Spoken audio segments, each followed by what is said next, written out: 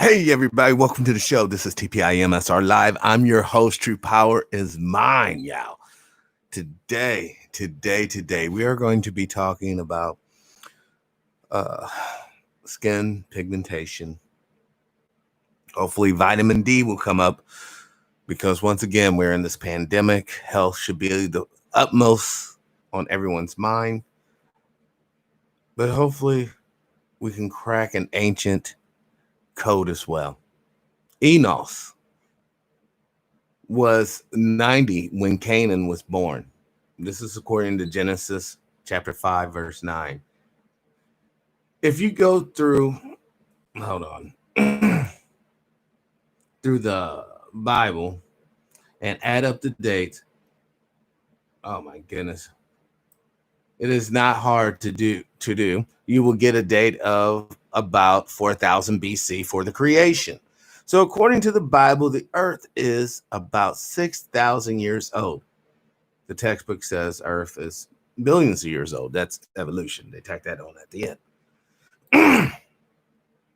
I want you to keep that. I put that knowledge, peace, and power, brother. Welcome to the show. I put that in your head because this is the alpha part. And then we'll have the omega part at the end, and hopefully we'll understand why that part is the way it is. So without further ado, let me put the little disclaimer for my YouTube censors. Okay. Hold on. I got it. Yes, we're adjusting this in real time, moving computer screens. All right. And just in case you're visually impaired, YouTube, this is a copyright disclaimer under 107 of the Copyright Acts of 1976, the year of our Lord. Copyright disclaimer under Section 107 of the Copyright Act of 1976. Allowances made for fair use for the purpose such as criticism, which we're going to be doing a lot of, comments, which we're going to do a lot of, news reporting, quasi-news show, and teaching, scholarship, and research. All three we will be doing.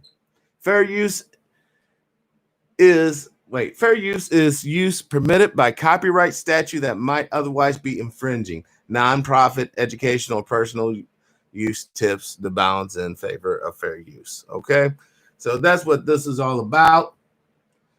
And we're going to start. Hold on. My bad. I got the wrong picture up there. Let me get the right picture and then we'll do the show. Bam. All right. This first part is from Dr. Keith Shin. He is a Penn State medical professor, doctor. So I did reach out to him. Hopefully we'll get him as a guest on the show. Let's do this, yeah. And listen up. And we're going to be breaking this down. Human pigmentation is regulated by a large number of genes, and you can view each of them as a dimmer switch. You can turn each one up or down as you want, and we have each of us has different variants of each of those genes. And this gene is one of the big dimmer switches. And so in the zebrafish, it so happens that dimmer switch is turned all the way off, and in humans, it's turned largely off. This was a very interesting experiment. We had found the great similarity in sequence between the human and the zebrafish gene. They're both about 500 amino acids, and they're identical in about 70% of their amino acids. So we asked whether the human gene could function in the zebrafish, and indeed it did. When you inject the mutant zebrafish with the human gene, some of the pigment cells that would have been lighter in color in the zebrafish normally became darker, which meant that the human gene could provide the function that the missing zebrafish gene could not. Now, one of the questions I'm going to ask the good doctor, Chen, is the human gene is he speaking of, is it the melanation gene? Is it the gene that causes, well, obviously it's the gene that causes pigmentation in the organism? Because he's going to say something that is almost on the level of double speak, yeah. And when he gets to it, we'll point it out. Believe it or not, the magic moment, the eureka moment came when I got back the electron micrographs, the high power microscopy of the zebrafish mutant and the normal fish, that I saw the difference in number, size, and density of the pigment packets. I had learned in school that the same change applied to humans of lighter versus darker skin. And that at that moment, I realized we had something in this mutant zebrafish that would someday relate to human beings. We all have this gene. Okay, this is not a situation where one group of people is missing the gene and another one has it. This is where he's double speaking.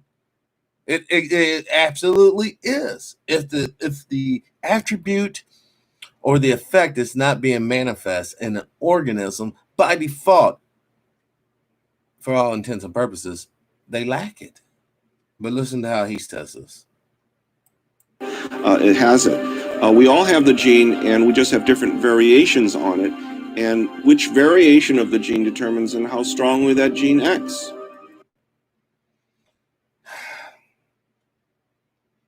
6,000 years ago, Yao. What else occurred 6,000 years ago? What else occurred?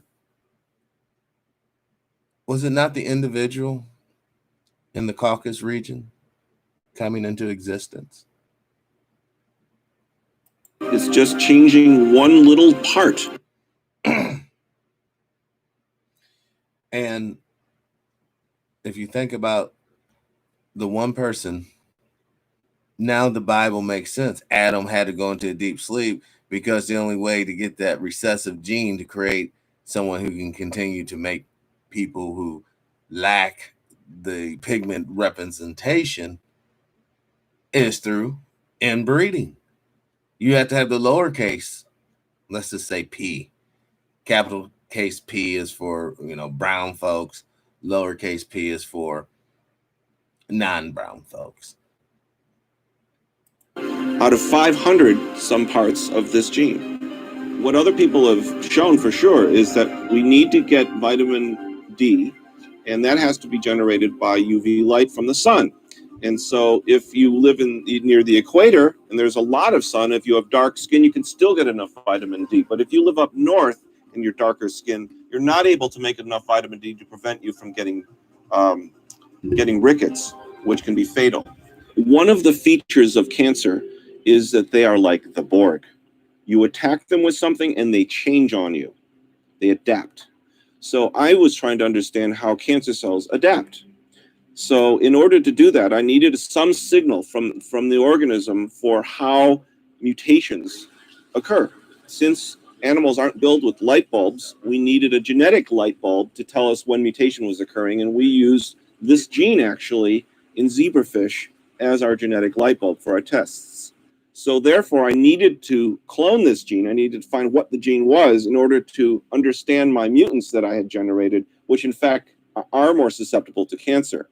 They change more, they're more like the Borg, and in fact, they get more cancer. So I needed to know what this target gene was so that I could study what the changes were that were happening in these Borg fish. So unexpectedly, the gene itself turned out to be interesting, and hence the story. The applications that this discovery might have in cancer research include, for example, adding another gene to the toolbox of people trying to develop immunotherapy, ways to make our immune system attack our cancer cells. And alternatively, we also might be able to use the knowledge of this gene and its mechanisms that we find someday to modify skin color in ways that are safer than we currently use. For example, people with light skin like to make their skin darker using tanning salons, and that UV light is actually a contributor to cancer. So it'd be much better if people had available to them some other means of darkening their skin than something that causes cancer. It's called this being happy in your skin, I guess.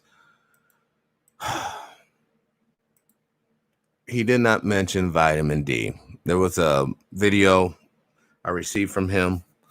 Obviously, I don't have it punched up, but he was talking about the importance of vitamin D. We have talked about this several times on the show before. Vitamin D is basically like 5 cents a day. and it can help safeguard you from various ailments. And it's just a healthy regimen, a part of a good mineral intake. I don't want to get too crazy with the medical stuff because I'm not a doctor, but we can have a good medical conversation. Everyone's still entitled to talk freely, I guess, as long as we don't get too political. Now, keeping what we just learned in mind about genetics, about mutations, listen to this. Die off. And as you can guess, Franklin had no sympathy for the poor whatsoever, even though he did not come from an elite family. Breeding was at the heart of the domestic slave trade, and Jefferson coldly admitted that female slaves were a good investment. To his mind, free white women were breeders too. In a series of letters that he exchanged with John Adams in 1813, he argued that humans were animals guided by the overriding impulse of sexual desire.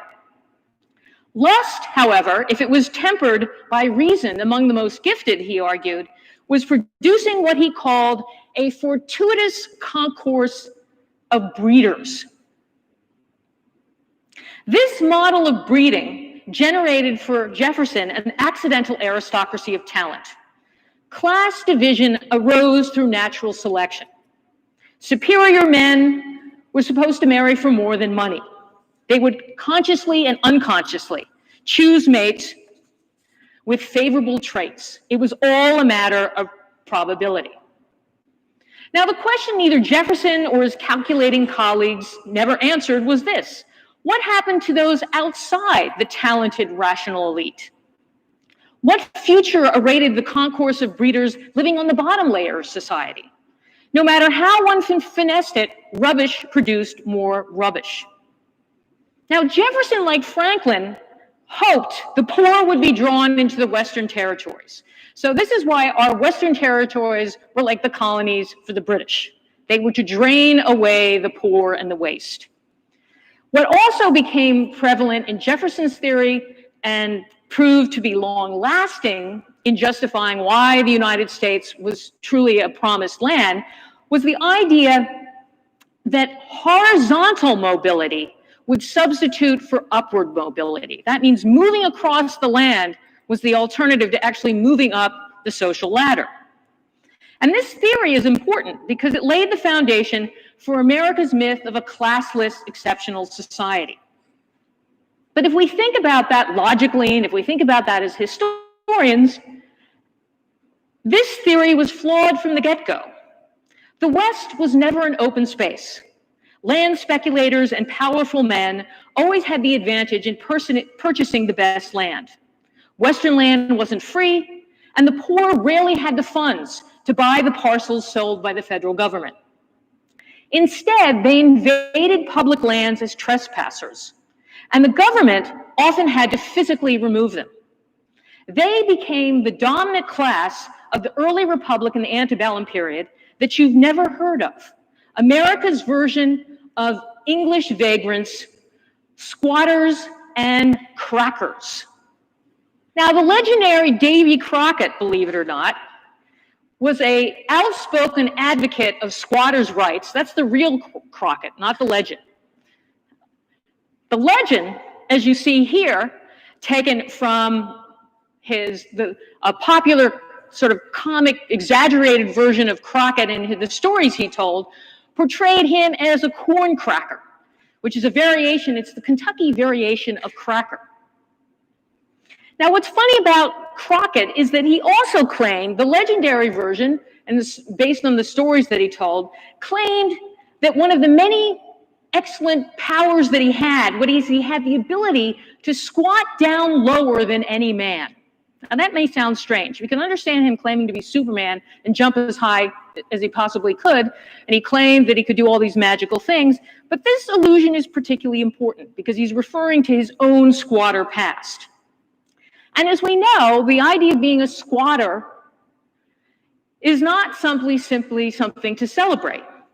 The words squat and squatting carried more than one disreputable meaning. The term suggested spilling out across the land, and it also had other more unpleasant allusions to waste. But it also had a significant legal meaning. In the British law, which we inherited, squatting was the opposite of standing, to have legal standing. And legal standing also was part of the legal principle, the English legal principle, that justified claims to sovereignty and also justifies the right to the land, to have standing. The word right itself comes from the root that means to stand erect. So it's important that we visualize what these words mean. Now, the cracker, that's a term you've probably all heard of. What's interesting is cracker gets associated with the southern backcountry. And quite early, in the 1760s, a British officer in the Carolinas described crackers as idle stragglers, vagabonds worse than Indians, who were constantly changing their place of abode. The word cracker migrated all the way from Virginia to Florida, along with the roving, migrating rural poor. Now, why the name cracker? What does that really mean? Where does that come from? Well, they were called cracking traders before the Revolution because they were described as noisy braggarts, prone to lying and vulgarity. In English, one could crack a jest. Crude Englishmen cracked wind. Firecrackers gave off a stench and were loud and disrupted. Louse cracker referred to a lice-ridden, slovenly fellow. And another significant connection was the adjective crack-brained, which was the English slang for idle-headed. Again, reminding us that the poor are always idle. And this is a kind of recurrent obsession for the English and for American colonists. Squatters and crackers weren't yeomen, they weren't peasants, they weren't tenants. Cracker women were looked at as barely being women at all. They were mocked as haggard, lean, dirty, ugly, and toothless.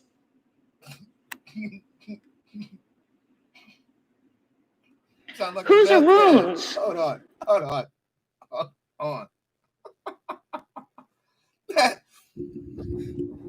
That was a modern description of a meth head. A chick who's lean because she doesn't eat. She's dirty because probably homeless or bouncing from couch to couch. And most certainly toothless because the meth rot out all the tooth in her head or teeth in her head. We'll get back to it. A variation on mixed waste quadroons was a word coined to describe Indiana squatters' dozen of dirty yellow urchins. And that word, Hoosier, no linguistic knows where it comes from. They have no idea. They can't figure it out.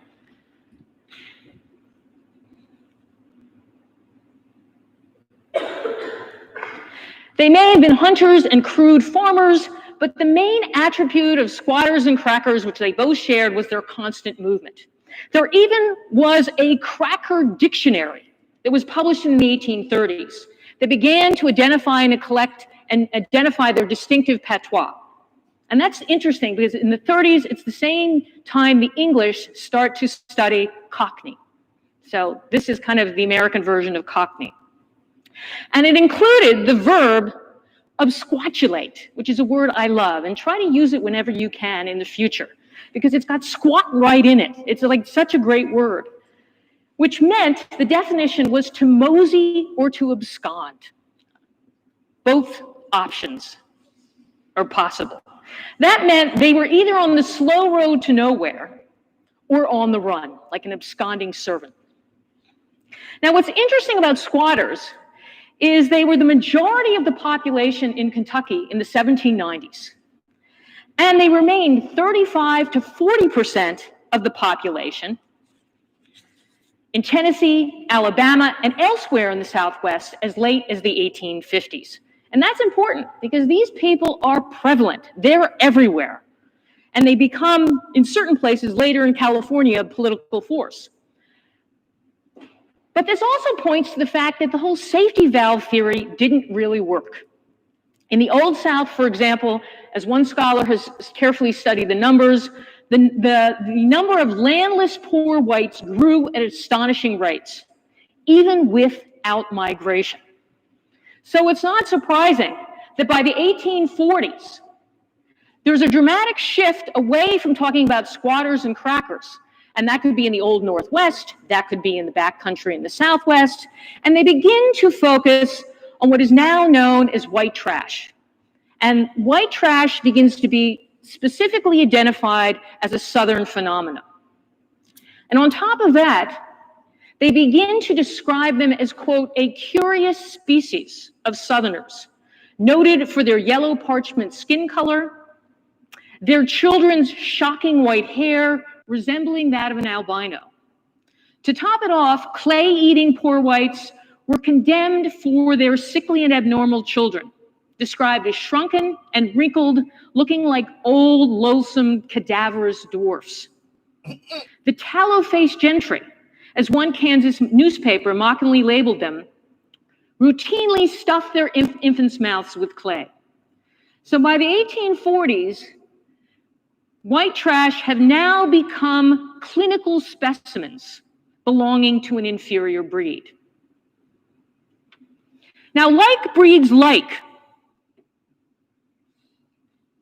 a saying that was taken directly from animal husbandry, served as the guiding principle for these damning portraits.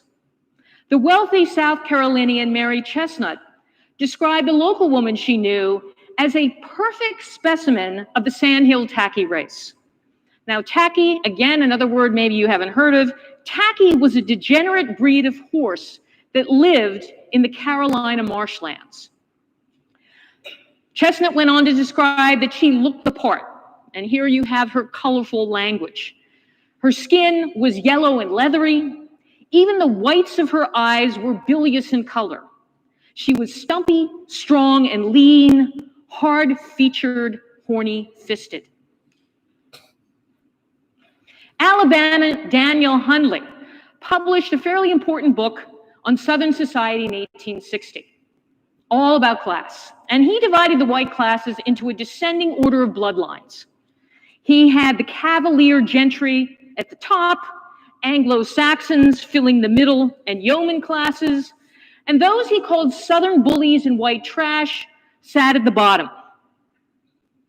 These lowest traced their lineage, and this is what he argued, traced their lineage to convicts and indentured servants of Jamestown.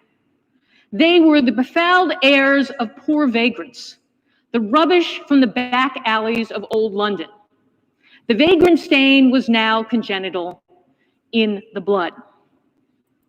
Now, it's not surprising, given as we've seen that the question of white trash is becoming more prominent, it also is moving to the center of politics. And it plays a rather significant role at the center of the sectional crisis. When we look at the Civil War and the debates leading up to it and during the Civil War, what we find is that Lincoln's Republican Party insisted that slavery should not be allowed to spread west because it threatened free labor among the poor white men. Now, future Confederates responded with a strident defense of their slave and class system. Like James Henry Hammond of South Carolina, more and more of the Southern elite held that class subordination was natural. And that Jefferson's, this is what he wrote, Jefferson's all men are created equal was, as Hammond insisted, a ridiculously absurd concept. Now, Hammond was South Carolina's leading pro-slavery intellectual. He also coined the term mudsill. And mudsill is an interesting term because it served all the purposes to both attack the North, to defend slavery, as well as hold up the class hierarchy in the South. It was mudsill democracy that the Confederacy described as it made its case against the North. In 1861, Southerners mocked the Mudsill Union Army as a foul collection of urban roughs, prairie dirt farmers, greasy mechanics, and unwashed immigrants. President Jefferson Davis called the Union Army in one of his major speeches, our favorite word again, the offscourings of the earth. Now, this much-sailed term came from Hammond's 1858 speech, and he was arguing that what was essential to the Southern structure of society was the fixed nature of class identity. In all societies, he said, there must be a class to do the menial duties, to perform the drudgery of life, and he insisted that those with fewer skills, lower order of intellect, they should form the base of every civilized nation. Every advanced society had to exploit its petty laborers. The working poor that wallowed in the mud allowed for a superior class to emerge on top. Now, doesn't that sound like trickle-down economy, Yao? You know, let's give the money to the rich folks and they'll trickle it down to the poor. Well, to the middle class and then the poor and homeless. What this woman's talking about is the principles of what we are dealing with, the principalities. And it all goes back to that gene. It all goes back, in our case, it all goes back to the physical representation of melanization or the non-representation. And the way the society is built as of August, 4th or 3rd, 2020, the year of our Lord. It is a situation where melanization is looked down upon, and the lack of melanization is your social identity. Except for when it comes to our president. He's orange. You have to understand, Yao. What we're discussing today is deep, deeper than the Marianas Trench, because this goes to the root, to the very essence of what individuals are dealing with. When we make statements about reparations for Black folks, what we're ultimately saying is the society needs to recognize the value of us by ensuring our economic security that has been traditionally threatened by this society. You can say, well, they redline. You can say they lynch. You can say they burnt down. They denied loans. They use habeas corpus laws to take people's lands and not give them fair market value. Or even at a routine traffic stop, end their life. All these ideals about class, about sex, about race, about religious indoctrination, all these ideals is what drives the society. Fear, violence, hatred, all of these are just a manifestation of ideals that have been internalized by the individual that displays. Ideals are like mental genes. The gene that gives you your height, the gene that gives you your eye color, your hair color. Those all physically are represented by your physical being. But your behavior is determined by those ideals that was instilled in you as a child. Those ideals that your people that you respect and admire in your social circle present to you on a daily basis until you internalize these ideals as truth and fact. If you was to meet a true nigger-hating white man, what you're really coming in contact with is a person who has internalized the ideal he is superior than you. No matter what, no matter you're bigger than him, you're stronger than him, no matter what, he has internalized this ideal of superiority. And when enough people get on board with certain ideals, then you have the environment for genocide. Then you have the environment for oppression. Then you have the environment for systematic racism. What has to happen is these ideals, these mental genes that are being passed down from generation to generation, we have to somehow vaccinate the youth from these poisonous concepts. Let's continue. And the one that emerged on top was the true society that embodied all civilization, progress, and refinement. In Hammond's mind, menial labors were almost literally mud cells, stuck in the mud, or perhaps a metaphor, quicksand. If all societies had their mud cells, Hammond argued, the South had made the right choice in keeping Black slaves in the lowest station. And he defended this on racial terms.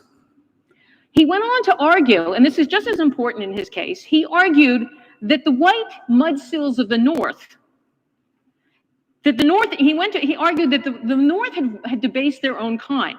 And he said that the white mudsills of the North were, quote, of your own race.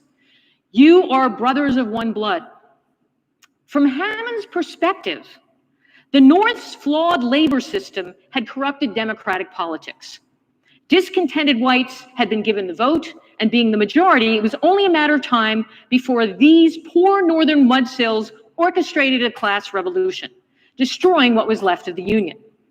And as you can guess, the Confederate elites were equally afraid of their own white trash, that they might be tempted by the democratic promises and join the revolt. Now, what's interesting about the Civil War, it's not surprising that from the Union's perspective and from the perspective of Republican politicians, that they would want to exploit the class divisions between the planter elite and poor whites. In General Grant's estimation, the war was fought to liberate not only slaves, but non-slaveholders, those families exiled to poor land who had few opportunities to better themselves. They too needed emancipation, he insisted. And he used the precise term, poor white trash, when he described their pre-war subservience to the planter aristocracy. It's also not surprising that Abraham Lincoln would be crowned the president of the mudsills. His humble Kentucky birthplace made him white trash in the eyes of many Southerners, and his chosen residence in Illinois made him a prairie mudsill. But what's so interesting, and this is sort of about the power of language, Union soldiers turned the invective on its head, deciding to wear the mudsill label as a badge of pride, and made it a rallying cry for Northern-style democracy. Now, what's happened by the Civil War and continues in Reconstruction is that the way white trash is being used has been highly politicized. It is not only talking about a distinct group of people, but it is also defending two different economic systems as they are being contrasted, the North and the South. It's also not surprising that this battle over classes would also reemerge in the 1890s. And this time we would begin to see the term redneck. This is the first time that we see redneck become a more popular concept. And it's closely identified with the new Democratic demagogues of the South. South Carolina's Ben Tillman, Arkansas's Jeff Davis, and Mississippi's James Vardaman. Now, in the 1890s, using the same old theory that's associated with white trash, it was assumed that rednecks were associated with the swamps. Rednecks could also be found in the mill towns. And the description sounds a lot like Bob Ewell. He was described as the man in overalls, a heckler at political rallies, and was periodically even elevated to the state legislature. One Guy Rencher, a Vardaman ally, claimed the name for himself, railing on the floor of the Mississippi House about his long red neck. Now, Vardaman, if you think Trump is wild, Vardaman outdid him in light years. Vardaman, democracy, no matter how dirty, belonged to the people. And the people had the right to say whatever they felt. There was no limits. Friends and foes alike called him the White Chief, partly for his white garb. But the main reason was for his role, as one critic called him, as being a medicine man, a witch doctor, literally, who knew how to inflame his low-down tribe of white savages. Now, Vardaman was the consummate showman. He rode to his Senate victory in 1912, quite literally on the back of an ox. Vardaman did all he could to drum up class resentments. And his people kind of drove the previous Southern elite, made them be quite fearful of the power that he represented, and basically dismissed them as people who mistake cunning for intelligence, people who go to revivals and fights and then fornicate in the bushes afterwards. And this is his line up there. They were undiluted Anglo-Saxons. And that's actually a really important concept to think about. He's, again, and this is a consistent theme, it's as if they're an uninvolved people that have been trapped in a time, a way of behavior, and haven't changed. But it's also important to see how he's connecting that with Anglo-Saxons. He also was afraid of them because he saw them as the sovereign voter. And this is why Vardaman was powerful and threatening. Vardaman also went after the sitting president at the time, who was Harvard-educated President Theodore Roosevelt. And he actually attacked Roosevelt for his breeding. He went and said that Roosevelt had a bit of the pup in him. And he argued this based on medieval medical theory, that his mother, Roosevelt's mother, had seen a dog while she was, Theodore was inside of her, was in her womb, and somehow part of that pup influenced him. Now, Vardaman, when he was challenged and said, this is obnoxious, you should apologize, well, of course, he said, I'll apologize to the dog, but not to Roosevelt. So this should give you a sense of the flavor of the times. Now, what we have to remember is that Roosevelt himself also bought into certain racial theories and theories about breeding. He believed that racial traits were carried in the blood and conditioned by the experience of one's ancestors. Roosevelt argued that it was the 19th century frontier experience that transformed white Americans into a superior stock, except that is white Southerners, who had taken the wrong turn on the evolutionary ladder, using bombast to conceal unhealthy traits. In a letter to Owen Wister, who was author of the heroic novel The Virginian, Roosevelt concluded that Confederates and their heirs had contributed very, very little toward anything of which Americans are now proud. For him, the Vardamans might be a nuisance, but their days in evolutionary terms were numbered. Now, the reason that Roosevelt could be so confident is that he was unabashedly a eugenicist. He used the bully pulpit in his office as early as 1903 to insist that women have a critical civic duty to breed a generation of healthy and disciplined children.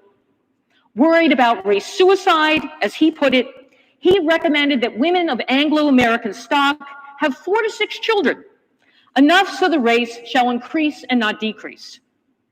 In 1913, he wrote supportively to the leading eugenicist of the day, Charles Davenport, that it was the patriotic duty of every good citizen of superior stock to leave his or her blood behind. Degenerates, he warned, must not be permitted to reproduce their kind. Now, often... And that is one degenerate talking about another degenerate. because he had indoctrinated or internalized the eugenics ideology of racial superiority. This is what we're up against, folks. This is what the battle is really about. Now, let's jump. We're going to switch gears. We're going to jump over here to Dr. Shin again and listen to this. Well, if you make the assumption that the human race arose like around the equator and that skin color, dark skin color would be the phenotype, then are you assuming that... Hold on. Dark skin color would be the norm. Dark skin color would be ideal. Dark skin color would be good. That's what she should have said. Let's continue. As people moved outward, there was a mutation, and if you were in the north, it allowed that mutation to live, which is how we got white people. Yes. Would that follow? Yeah. If Nina Jablonski, who spoke in another one of your things, explained this, and she played a role in studying the reason for dark skin, which is if you have lots of intense sunlight, it destroys folic acid. And it turns out folic acid is really important for babies to develop properly. So it's not too good for a population for the babies to not develop properly. So that's why dark skin. Now, as you move north, there's another essential vitamin called vitamin D. There's an intermediate, biochemical intermediate that needs to be then converted by the liver. But that intermediate is formed by UV light going through the skin. If you're near the equator and you have a dark skin, it still gets through enough to get your vitamin D. But now if you go north and it's cold and you wrap up and it's less sun because the sun's coming at an angle now, you will get rickets and have other problems supposedly. So that's thought to be the reason for selection for lighter skin. Did you hear what they were saying? They were talking about evolution, but almost in a hyper accelerated form if we apply evolution standards to biblical tradition. This next part is going to be tough, y'all. It's going to be tough. Hold on. Where is it at? Oh, here it is. I want to share this once again because we have to make this thing full circle. Enos was 90 when Canaan was born. Genesis 5:9. If you go through the dates of the Bible and add up the dates, it is not hard to do, and you'll get a date of about 4,000 BC for creation. So according to the Bible, the earth is about 6,000 years old. Knowing what we know, hold on, I messed up, y'all. Knowing what we know about genetics, this is what's going to make this a little extra hard to watch for those who are awoke enough to understand. Hold on. I'm trying to make this bigger, but I guess this is it. All right, now let's spend a few seconds on this.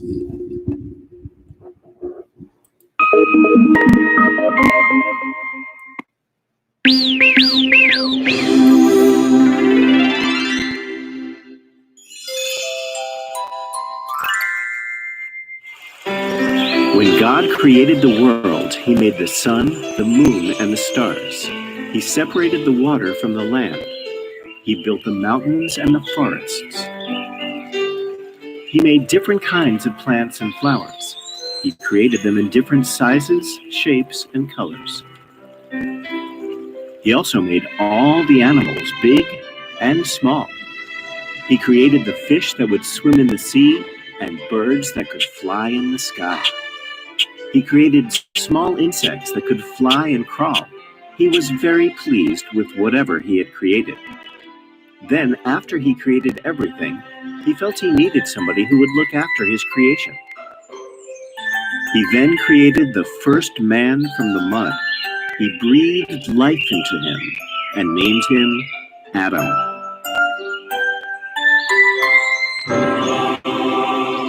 Where am I? Who are you? You are in my... Look how sad that Adam looks. Dude didn't even have a beard, mustache, nothing. It's sad. It is really sad. Your Lord. Look at this. Dude looks like he got a lipstick, little chick hairdo. But the most discouraging thing about this children's presentation is he's white with like blue or green eyes, thus reinforcing the notion Adam and Eve were white, thus asking, well, where did black folks come from? Where did Chinese people come from? Where did the Latinos come from? Where did the Indians from India come from? Where did all of the people with melanization come from? Let's continue. You can live in my garden all your life. You will enjoy all the beautiful things I created for you and take care of them. That's nice, but how did I get here?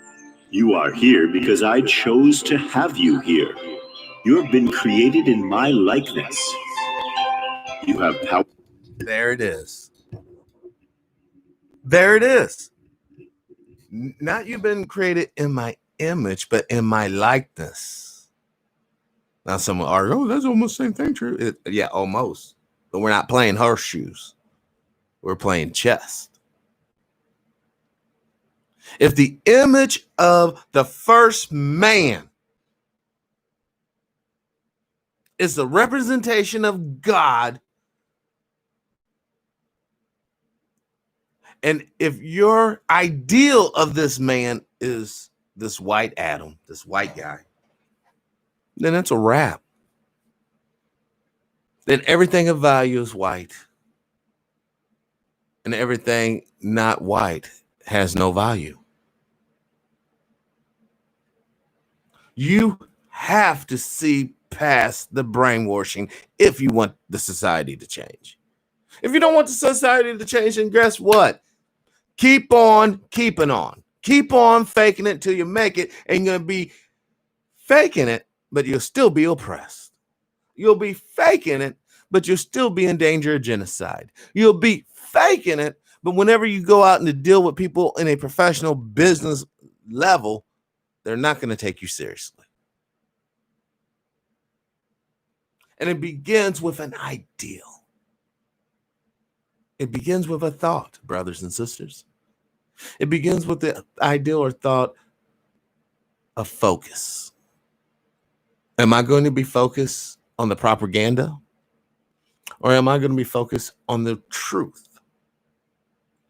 Am I going to put my energies, my spiritual energies, into something that is not true? Or am I going to put my spiritual energies into something that is true? In this day and age of deceit and doublespeak, being truthful is revolutionary. Being truthful is truly being a dissident. Remember what I said. Enos, what I read rather, basically came into existence about what, 5,000 years ago? So tell me this, and now we're going to break down a little real history. If the scientists suggested the pyramids were built about 5,000 years ago, white boy is being manufactured or created in Europe or the Caucasus Mountains about 5,000 years ago, how could he build the pyramids? Oh, now don't you see the pyramids? You know, once people realize this fact, oh no, the pyramids were really built by aliens, y'all. It wasn't built by them black folks that, you know, live in Africa even to this very day, or Kemet or Agun. It was built by aliens, folks. And another thing, when we think about ancient empires that existed about 2,000 years ago or so, how come they still insist that Rome, the Roman Empire, what's the empire of the world? Really? So those people down in Zimbabwe don't matter? The people that were on the tip of the Horn of Africa, the Bantus, they didn't exist? Not to mention the people over here in the New World. Aztecs, Mayans, Olmecs, the native tribes. And what about the Aboriginals in Australia? They were cracking. Were they subject to Rome? Are they too not part of the world? You got to listen to the very words they use to describe past events, because ultimately what they're going for is ancestral worship. Whose ancestors are you going to worship, my friend? Are you going to worship these double-speaking savages, the barbarians? Or are you going to worship the people who lay together, the women who lay down on stone floors, who lay down in reeds in the swamps, who lay down in the sands of the desert and birthed your four people? Who are you going to worship? And don't give me the bullshit. Oh, I don't worship. You worship something by default or consciousness. If you're consciously worshiping the truth, then you understand why you're doing this. But if you're defaulting it, you're just faking it until you fucking make it. Let's continue this horrible little bullshit here. Powers over everything I have created on Earth. You are the master of everything, and that will include the darkies. Will take care of them like your own. This is my wish and my design. I'm so hungry. Can I have something to eat? My garden is filled with trees and plants with the most delicious fruits of all kinds. You are free to eat the fruits of any tree here, except for the tree that stands in the middle of the garden. That tree is called the Tree of Knowledge. If you eat that fruit, you will die. God had created everything from the trees, the plants, the animals, and the birds, but he had not named them. So he asked Adam to name them. Now, why would he create something he don't name? Now, I mean, the story starts really falling apart. It really does, because we're dealing with ideals written by man. We're dealing with an ideal that's presented in a propagandistic fashion to promote a social ideal of superiority based upon being the likeness of God, based upon being able to put people who don't have proper weaponry to death, based upon the physical possession of other people's lands and properties. Is superiority just basically the ability to kill your neighbor and rape his wife? Does that really make one superior? Or is superiority truly the ability to enrich others' lives around you just by your presence and the ideals that you elect to share with others? Because the nonsense that we got going on now, it has only benefited a certain few. It will only benefit a certain few. And if it's allowed to continue, the certain few will still benefit. I really hope you understand the true message of today's show. I really hope you see the codes that has been woven into this program today. Now, some are just quite obvious. We're pitting scientific knowledge and research against biblical traditions, and I'm just presenting you the evidence on both sides. Even this presentation with the white Adam here, let's be honest, folks, most people internalize that ideal as reality, and the black Adam and black Eve is just some nonsense as far as they're concerned. And what is the true truth of the matter? Use your critical thinking skills. What is the true truth of the matter? You know good and well, blonde hair, blue eyes, and non-melanated skin cannot produce anything other than blonde hair, blue eyes, non-melanated skin. Period. That's all it can produce. So once again, I ask you, if Adam and Eve were the first human beings and they were both non-melanated, lacking the pigmentation, lacking the melanization, lacking the nappy hair, lacking the bone density and the muscle density, where did you come from? If you exhibit those traits, where do you come from? Now, we already know about Adam and Eve. Let's hit that part about the rib. Maybe that'll make more sense. Adam named them one by one. Adam felt alone. Nothing that God had created could be partner. So yeah, right. Now, if this was really using Jeffrey Epstein and all the other sexual deviants in this particular social group, if the story was true and Adam was out there in the wilderness or the garden rather with all these animals, you know that he would be raping the animals. Let's just be real. Let's look at human behavior. The Caesars, sexual perverts. The kings of Europe, sexual perverts. The government leaders of the Western world, sexual perverts. Still today, that trait hasn't changed. I'm telling you, this little deer will be butt raped by dude.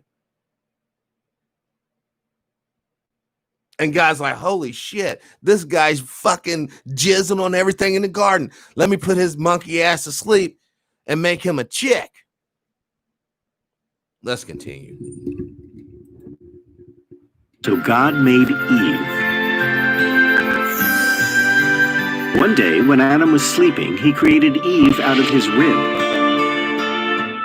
Eve proved to be the right companion for Adam. Of all the creatures that God created on earth, even the doggone snake, has blue eyes. What's up, Wild 90th? P. Legal, Brother Chris Cook, peace and power, y'all. And comedian Chuck Real, peace and power. Welcome to the show.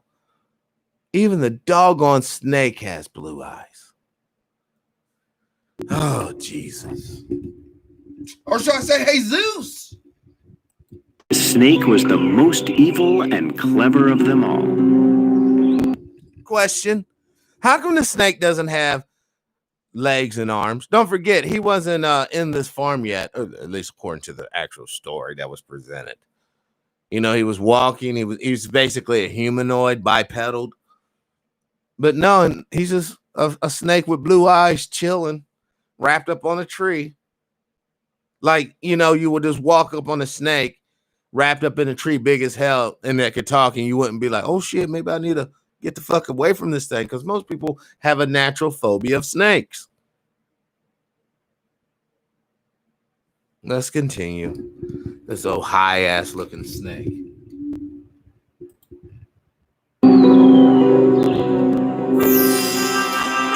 One day, when Adam was tending the garden, the snake went over to Eve and started talking to her. Hello, Eve. Hello. Who are you? I have never seen any animals speak here. Oh, I have been in this garden before you and Adam came along. None of the animals talk because they believe Adam to be the master of them all, and so they are afraid to ask. God only speaks to you. He loves you more than any of us. Oh, I see. And you're not afraid? No, I am not.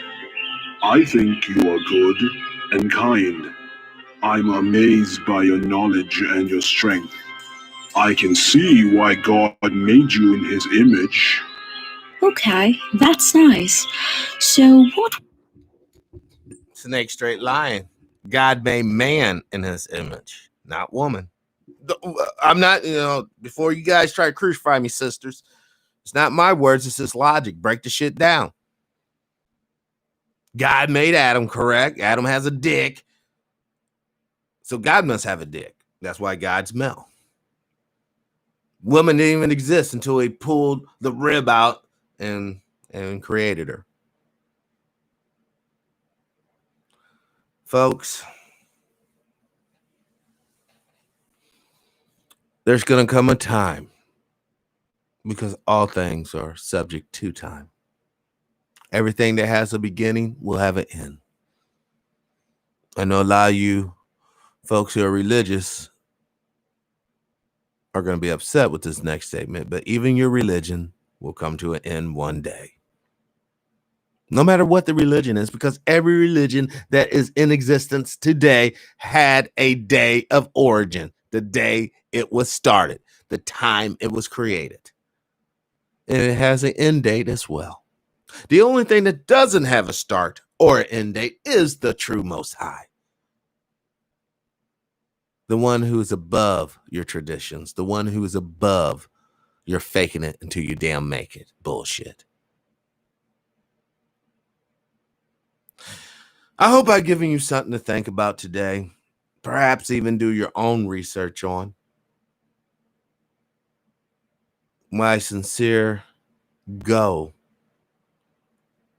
is to energize people with ideals. The real ideals that will affect real change. Because we can change this world, y'all, if we can change the way people think. Best believe. This will include TPIM as our live for today. I'd like to thank all the people who have added to the show with their comments. Definitely those who have showed love through Cash App, Patreon, PayPal, hell, even Facebook Pay. Your contributions has truly been a lifeblood for me, which in turn allows me to do the show. Thank you, thank you, thank you. As I continue to work on the hub ideal and concept, I only pray that we have enough time to occupy it before the hammer comes down. So live your life of integrity without hate, envy, or greed. And as always, brothers and sisters, please, please, please, let's try to be kinder to each other. Peace and power, unity and victory, dignity and respect, liberation. I'm out.